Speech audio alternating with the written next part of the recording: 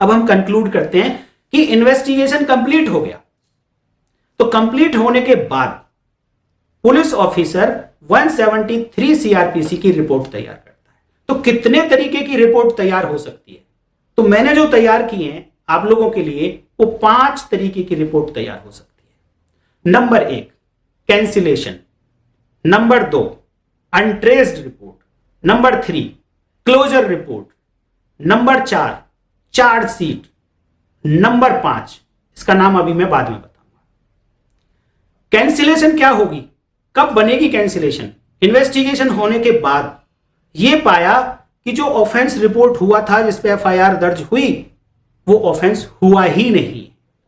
Investigation के बाद जब यह पाया जाएगा तो रिपोर्ट बनेगी 173 और उसका नॉमेनक्लेचर होगा कैंसिलेशन। अगर यह पाया जाता है कि ऑफेंस तो हुआ लेकिन जिसने ऑफेंस किया उसके बारे में कोई क्लू नहीं आया, वो अभी तक अरेस्ट नहीं हो पाया, तो वो कहलाती है अनट्रेस्ड रिपोर्ट। तीसरा कि ऑफेंस तो हुआ है, एक्यूज भी सामने है, जो अलेज्ड पर्सन है वो भी सामने है, लेकिन एविडेंस इतनी नहीं आई है कि उसको चार्जशीट किया जा सके, वो इनसफिशिएंट एविडेंसेस हैं, तो रिपोर्ट बनती है, उसको बोलते हैं क्लोजर रिपोर्ट। ये आपको लॉ में नहीं मिलेगा नॉमेनक्लेचर। क्लोजर रिपोर्ट बनती है under section 169 CrPC read with 173। और चौथी रिपोर्ट चार्जशीट, ऑफेंस हुआ भी था, एक्यूज भी है और इस एक्यूज के अगेंस्ट सफिशिएंट एविडेंस भी है, देन कहलाती है चार्जशीट।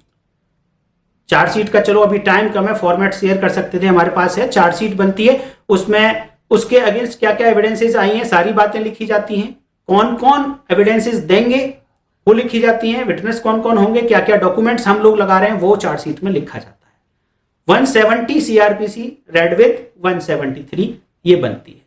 अब एक क्वेश्चन मैं आपसे भी पूछना चाहूंगा कि अगर इन्वेस्टिगेशन हुआ, कॉग्निजेबल ऑफेंस का हो रहा था, लेकिन इन्वेस्टिगेशन के बाद पाया गया कि ये तो नॉन कॉग्निजेबल ऑफेंस हुआ है, कोई भी कॉग्निजेबल ऑफेंस नहीं हुआ, तो अब पुलिस ऑफिसर कौन सी रिपोर्ट बनाए?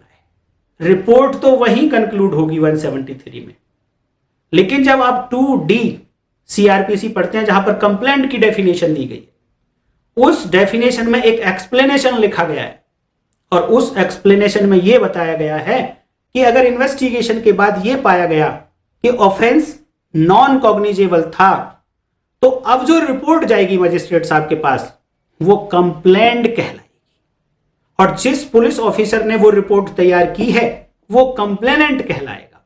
और इसका प्रोसेस फिर कैसे चलेगा? वो डीम्ड कंप्लेंट कहलाएगी, डीम्ड कंप्लेनेंट होगा वो, और उसका जो प्रोसेस होगा वो ऐसे चलेगा कि जैसे केस कंप्लेंट पे इंस्टीट्यूट किया गया हो।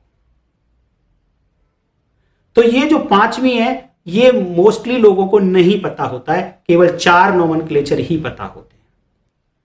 तो ये तक कंक्लूजन हुआ।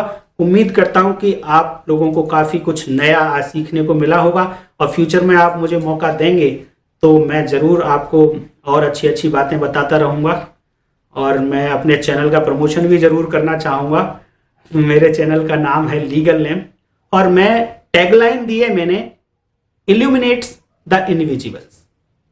मेरी कोशिश होती है कि मैं वहां पे उन बातों को बताऊं जो लॉ में सामने लिखी होती हैं लेकिन दिखाई नहीं देती, और यही वो चीजें हैं जो आपको दूसरों से अलग बनाएंगी।